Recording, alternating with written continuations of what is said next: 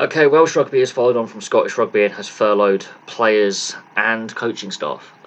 It can come as no surprise that yet another nation, a Tier 1 nation, is furloughing staff. And Welsh Rugby does have financial problems at the Pro 14 level and domestic competition Premiership level as well. There is an issue with finances of club rugby in Wales. It's well documented. We've followed it on the channel.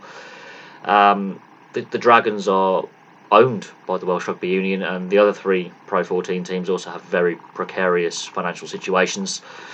And this was going into the World Cup last year. This was a well-known fact that there needs to be restructuring of the Welsh domestic game going forward. There has to be, and various plans have been put on the table in the past and have failed to come to fruition.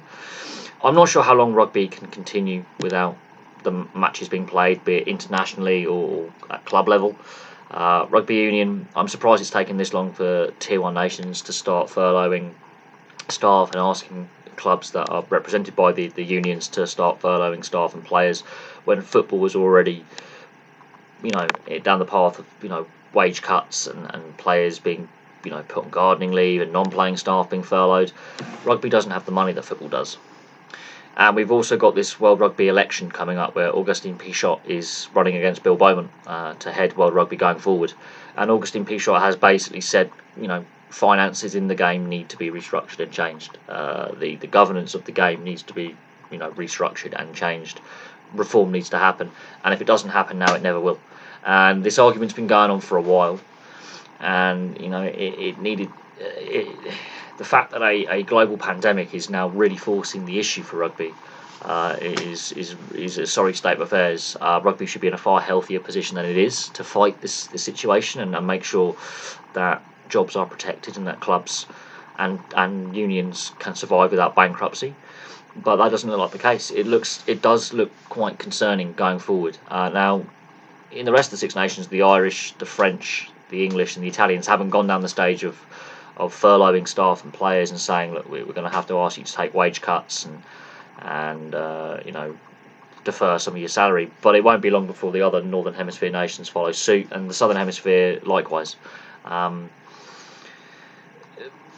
England and France are very wealthy unions. The other unions, not so much. Just because they have very successful players and teams doesn't mean they are swimming in money. Even the All Blacks and the New Zealand Rugby Union are near enough broke. So it's going to be interesting, but out of this something has to change in World Rugby. Reform has to come.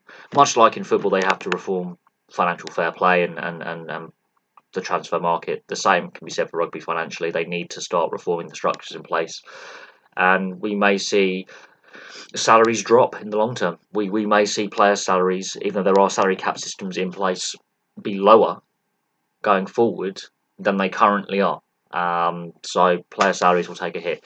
But at the moment, the Welsh are furloughing players and coaching staff. They already were on a 25% salary cut anyway, but it wasn't enough to prevent this decision. And we'll have to see what other unions in both the North and Southern Hemispheres do going forward. There obviously are some plans, and these are plans. These aren't necessarily come to fruition, and ideas on the table to try and get rugby restarted at some point in the summer and play out the remainder of the seasons, or try and work something out. But much like football, it's all guesswork at the moment. It all depends on what happens with various governments around Europe and the Southern Hemisphere as well, figuring out how to ease the lockdown measures and come out the other side. So we'll have to see what happens. But for now, thank you very much for watching, and the Welsh are furloughing their players and staff. So thank you very much for watching. Stay safe out there, and please leave some comments below, and also a like and subscribe will also not go amiss. But for now, goodbye, and I'll have some videos for you very, very soon.